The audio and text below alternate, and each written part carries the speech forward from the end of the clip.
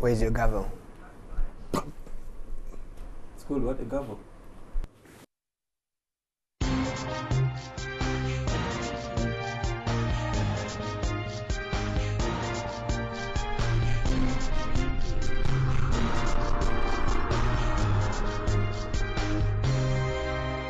This conversation, the creation of new districts, but you're making a point. What was the point you're making, very briefly? I gave you an analogy of a limited liability company.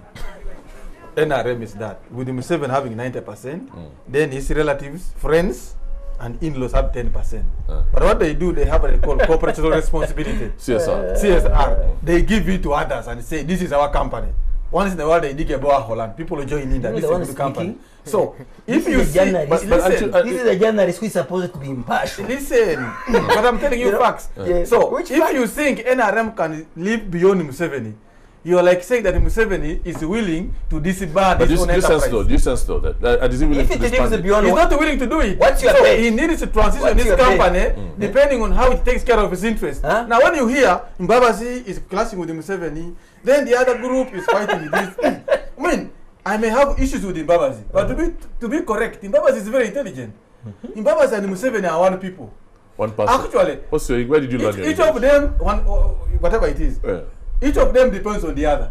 They have done things together. They know their own weaknesses. Mbabazi knows politically Museveni outwits him. Then why were you speculating in your monitor? Okay. Why were you speculating? Hold on. I'm giving you a paternality which you don't know. Because you are Okay. So now Mbabazi knows politically he needs Museveni. Remember, from his constituency, Museveni's voice has to be there. So my question, Museveni knows for him. But Museveni's voice does not mean winning elections. But he has made my question for him. My question to Bore. We need to finish this. My question to you. Hold on a second. Hold on.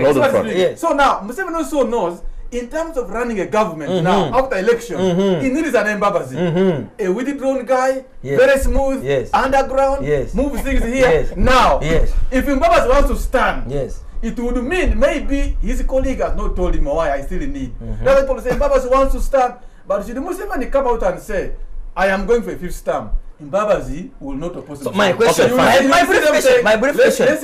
brief question. Now, those inaccuracies are notwithstanding, why then were you speculating in your own paper, the Monitor, that there is a fallout, that there is going?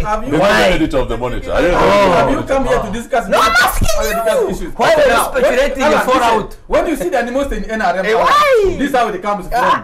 Answer me. I'm going to ask for a raise because of you two. You guys give me a headache. Anyway, but let's move on swiftly. Hold on. That's done. This is very important. That is done. This fighting you see here, disagree. It's not fighting. This one has the benefit through election. I know how NRM helped him win. This one fought his way through. He wants somebody. Exactly. Now each of them is aggrieved. The one who so you want to mean Vincent does not mean his views. There's nothing to eat outright. You want his views. Basically, what he's saying that when Vincent gets some money on his account, he'll but let's move on to the creation of districts. Now, basically, the Article 179 of the Constitution empowers Parliament to create new districts, and without wasting too much time, the government of Uganda has gone ahead to do just that. And it says here, a motion for resolution of Parliament under Article 179, Clause 1, Paragraph B of the Constitution providing for creation of new districts. Basically, the long and short of it is, now therefore it has been resolved by Parliament that the following new districts be created. Now, of course, Kagadi, Kakumiro, and Obongi, Kazo, Rwampara. Your district is currently part of Mbarara. That's your district. And consisting of Rwampara County and with its headquarters in Rwampara County. Are you excited about the creation of this district? Of course, it doesn't excite to have bloated government public expenditure. But what excites me is that Rwampara is elevated from a county to district. Well, what benefit is that? Whether the benefit will be there or not, is that it was like someone was a reverend and is now a bishop. Whether they will find Prado or not is a different matter. But this reverend of Rwampara is now a bishop. So you're not really excited about Rwampara? You don't see any direct benefits of Rwampara? No, Rwampara is a district. Turning into a district? Yes. Now that it was a county and is now a district, by definition, by far, by standard, I have every reason to be excited. So what are the benefits of it turning into a district? Let me tell you. Let me tell you, Aaron and colleagues, we need a paradigm shift. if we have to change, some of these systems must change. But now, if others are getting districts, I've not seen anyone who has got a district and is saying, me, I don't want this district, take it back. Did you people ask for the district? Yes. You asked for it? Yes, the people of Rwampara during campaigns asked President Were you supportive of it? I mean, this was their view. You would have lost. What did you support? You would have lost the creation of the district. Excuse me, this was their view to the president and the memorandum, and I represent the people's views. So theirs was, we need it. Now you know, if when it comes to survival, it is not survival. Excuse me. Yeah. By the way, you see, I didn't know that we can always talk like this on this show. Because when you begin to trivialize some of these things, we lose the argument. Let me tell you, let me tell you, Aaron.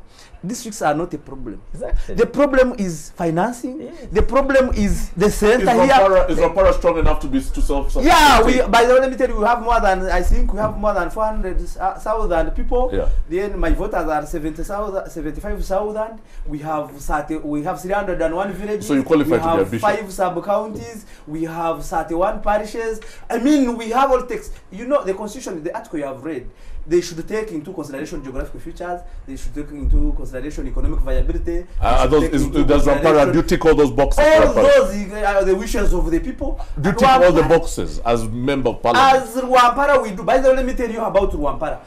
It was actually wrong overdue. If they were creating districts basing on what I'm talking about, population size, geographical features, economic viability and wishes of the people, Rwampara should have long time got a district. Let me tell you why. Rwampara is one of the great 10 counties of Ankole. As this creation of districts, no, but I wanted to say something, Aaron, before I need to move. Because I may miss this point. The problem has been, we decentralize. When you decentralize, you should actually even decentralize economic power. And this is what we are not doing. By the way, 80% of the central government budget stays here at the center. And yet we are saying 80% of service delivery is with the districts. So why you see some of them limping is because we are not giving them the money. Otherwise, they have the planning, the legislative, the executive power. Are you buying the argument, Angelo, that the reason why they've created more districts, the government has created more districts, is to bring services closer to the people? What services? I mean, this is the crux of the matter, really. And look, I have no problem with creating even 600 districts, if that's what is required. It must be premised on some kind of administrative imperative, not just representation. I think representation is something fairly different. Prime Minister the other day was telling us that he is a new convert to this idea because in fact he believes that the idea of bringing services to people actually works. But I think it's token services. Look, if the government is not efficient at the center, it can't be efficient at the districts.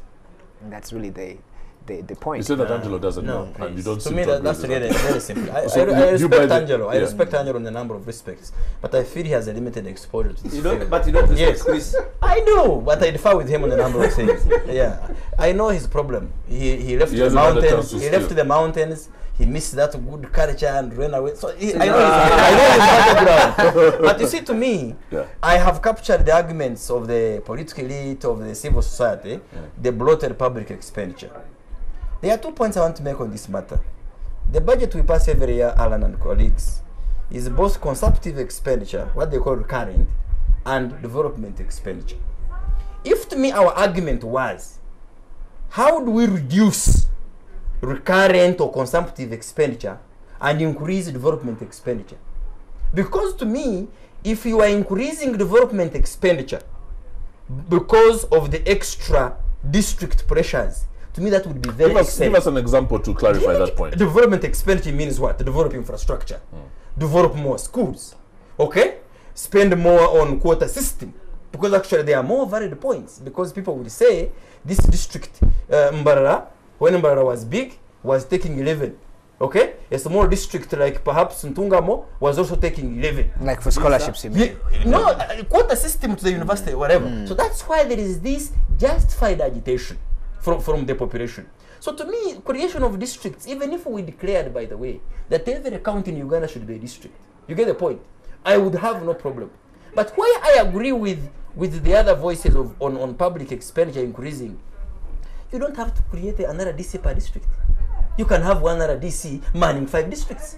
Does it work? It does. Our but I thought the constitution. idea is to create more, to bring services closer to the people. Yes, but service is not about another DC. Our constitution envisages regional administration. Right. Yes, only that was hinged on the federal demand. Exactly. Yeah.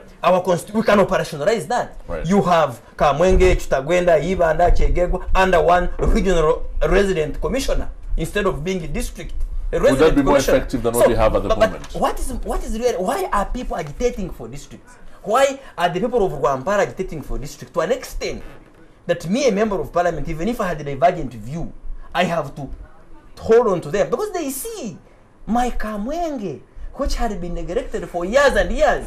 It's now a town to connect with, even within TV. Can I just ask this? Can I ask you, Chris? Do we always have to bow to what the people are demanding? Is that a political decision? Mayombo told Hold on a second. Let me tell you what Mayombo said. Yeah. He said, you did not need how many people in the CA to write a constitution. Two brilliant constitutional lawyers like me, Nobo Mayombo, would have finished that job. But because of democracy demands, we had to elect and pay over 300 Why do you people. draw the line between administrative needs and democracy or political survival? Because in this particular case, do you always have to bow to people biting the heads of rats off and then demanding districts alone? Is that the right thing to do? First of all, that question assumes that it's actually people who want the districts. Actually, people are instigated to demand the districts. It is the political leadership that realized by Vincent, he sees an opportunity, and then you petition a minister and say, take a few supporters and say we need a district. These are the demands of a district. So when the people are instigated now to begin demanding, then they come to the house and say the people of Kamwenge want a district. It's actually whoever is realizing a political defeat in the next election who begins to plan and say, if this group will not allow me, why don't I create a concept for myself? Yeah. This is what one of the reasons creating this district. But the question then, Alan, wait, listen here.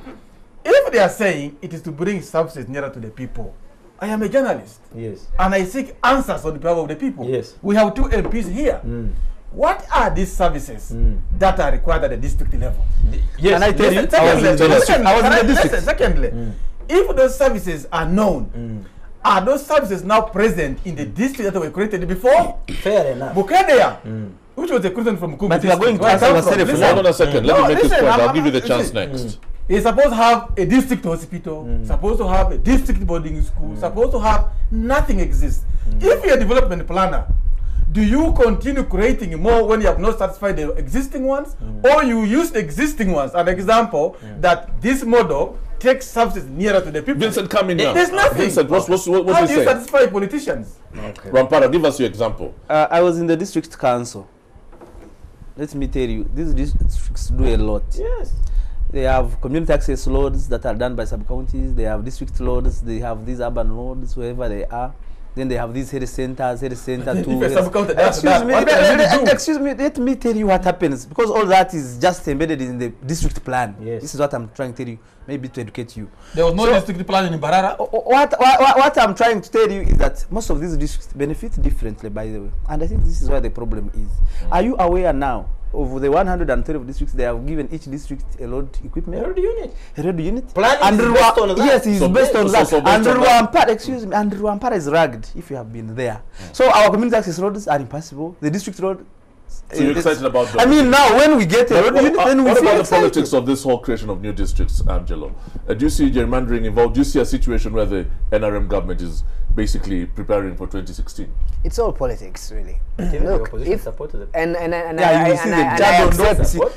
accept Frank's analysis that democracy is expensive, and sometimes some of us stand by the sidelines and look at the confusion. Look, if my answer to this is often to say, if you want to run things efficiently, just look at. I judge countries, by the way, by the state of their airports. If you run an extremely good airport, airports, the whole operation itself is amazing. The towers, the technology that goes into ensuring safety, getting people in and out. That operation has got so many different units working at, in a synergy that is very complicated. And if you run your country like you run an airport, sure enough, you can call it a room. You can call it whatever units you require. The thing about this current push for districts is it's the same old story. Look, with all due respect to Honorable Mbabazi, he said, he made a pretty convincing argument that the quota system, which was based upon the size of a district, meant that if you come from a large district that is scarcely populated, you got the same treatment at the national level than a small district that has what? A lot of people. And he was talking about education. The thing about education quotas is that you could just approach it differently. It can be a merit system. So it doesn't really matter now how many children, just the ones that are deserving. Yeah. That is a much more competent, a much more progressive, a progressive system. Yeah, right. Precisely. And this kind of moving around of the shift of district sizes began in the 60s, and it was really the UPC's own patronage, which has been inherited by. Okay, we need to conclude our conversation, but I need to bring you in, Frank, very briefly. I don't think the words these journalists continue to use, patronage. I am very sensitive about it. I know who taught them that word and what they want to imply. But it's not only the NRM benefiting from the creation of districts. I want to tell you a matter that always passes in that house without any partisan tendency coming in is the creation of a district. And salary. My friend Geoffrey Kanya the other day was fighting to have Tororo split. Exactly. So it's not really a scheme to benefit the NRM as one party. But really, we've said it. It's largely genuine agitation from the people. Obore says it's instigated. Is there room for 25 more female parliamentarians in Parliament? Isn't it already bloated too much? I would agree with you, but you see that's another debate we need to have here, because we are too many members of Parliament. Do you need any more members of Parliament? I think no. So but again, should we review that? Again, we could review it. We could review it. Okay. You see, but that should not disadvantage the principle of creating administrative units. Okay. You can have a woman MP representing 5 districts. It doesn't matter the population quota. I don't know. Do not say a district unit, administrative unit, has no services to render to the population. If I am chasing for my land title, I am from Katukuru in Mbarara town. It's not the same as chasing that land title at the nearest, is it Wampara or Ibanda? Whichever. Okay, fair enough. Let me just say, I look forward to the day when Parliament of Uganda will be able to say, let's downsize, let's have fewer. It's not us. It's the population to decide. Yeah. Okay, let's wind up. Thank you very much for making it today. You might not see that day come, because we are run by a bewitched political class. Okay, I'm looking at the arguments. Are you the witch doctor? I don't know. We need the witch doctor? We need the Holy Spirit to exercise these demons. Don't say he's a witch doctor because of the color of his shirt. But he's extremely possessed. He makes a very big point that Parliament is always in unison when it comes to 2 things: political survival and stealing money. I never said that. Stealing money. I said we are in unison on issues which affect the population. Okay, let's wind up now. Thank you very much for being part of the fourth estate. I'm going to say thank you very much to Vincent. It's a second visit. You started with one. Why do you start with one? Hold on a second. Let me finish this part. You have to do this part when you're winding up the show. Yeah. Vincent is Vincent Chamadidi, Member of Parliament for Rampara. And also, district now. This man dressed in a shirt that looks like a witch doctor. No, these are witch doctors. I'm the Holy Spirit. Journalists with the Daily Monitor, and of course Frank, and with a Tommy Hilfiger shirt. Yes. And like who just can imagine why I want to go and finally, I'm going to say thank you very much. But treat Angelo. In your area. Angelo, my name is Alan Kosuja. Join us next Sunday for another chance to watch or to take part in the fourth estate.